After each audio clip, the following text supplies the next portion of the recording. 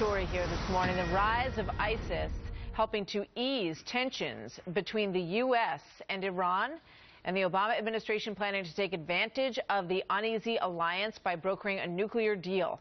In audio obtained by the Washington Free Beacon, Deputy National Security Advisor Ben Rhodes is heard several months back comparing this effort to bridge the gap with Iran in its importance to Obamacare to this administration. Watch this. Bottom line is this is the best opportunity we've had to resolve the Iranian issue diplomatically, certainly since President Obama came to office, and probably since the beginning of the Iraq War. So no small opportunity. This is a big deal. This is probably the biggest thing that President Obama will do in his second term on foreign policy. This is health care for us, just to put it in context.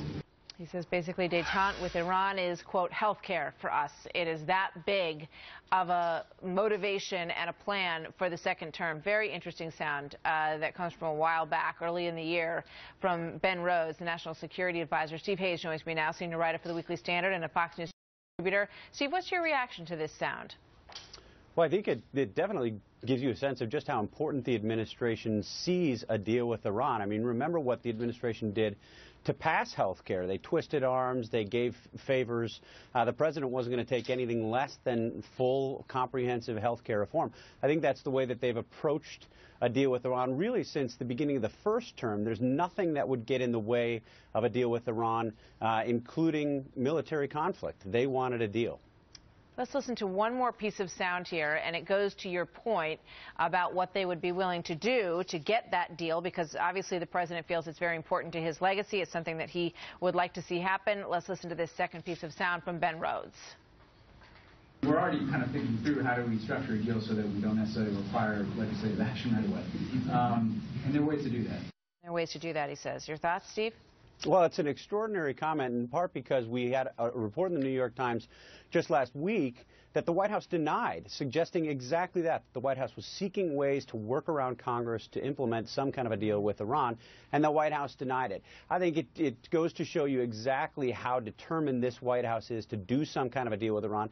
And to put it into broader context, remember, as a candidate and as a senator before he was elected president, Barack Obama made clear that he thought the problem in U.S.-Iranian relationships was the Bush administration.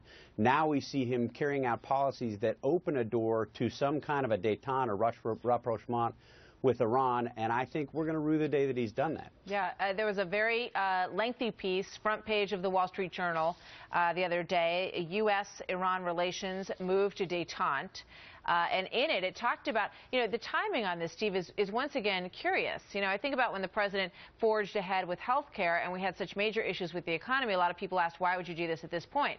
The same question arises with Iran, because you're ticking off our allies in Saudi Arabia and the UAE just at the same moment that you're trying to get them on board to help extinguish ISIS. Right, exactly. And I think if you look at it from the administration's perspective, they see, at least in this moment, a time when U.S. interests and Iranian interests align, particularly on this question of ISIS. But the number of people that this isolates, the number of people that this upsets that are our erstwhile allies, and then also, of course, the prospect of a nuclear Iran. I think that to understand the administration's position on a nuclear Iran, you have to start with the understanding that the goal all along, the primary objective all along, has been to avoid military conflict at all costs. And a secondary objective would have been to keep Iran from getting a nuclear weapon. If you look at it in that context, sort of through that prism, it becomes clear that the administration is willing to do anything and everything to avoid that military conflict. We know this. Certainly the Iranians know this. Yeah, I mean, and then you've got an administration official, calling names you can't say on television to the Israeli Prime Minister, Benjamin Netanyahu, saying that he wasn't willing or didn't have the guts to go after Iran in this nuclear weapons program. And you add to that, just the bigger question, Steve, about who our allies are. We've gotten a bad situation with Turkey now, a bad situation with Israel, and, we seem to be softening our stance, according to the reporting in that piece that I just mentioned, with Hamas and Hezbollah. Yeah, there's no doubt we're softening our stance, in particular with Iran. But I think the most important aspect of that piece, everybody's been focused on the name calling, and while that's not unimportant, I think the most important aspect of that piece is a second administration official who told Jeffrey Goldberg from the Atlantic Monthly, in effect, that the U.S. had pressured Israel to keep from having a preemptive strike on Iran's nuclear facilities. And this was something that the administration official was boasting about.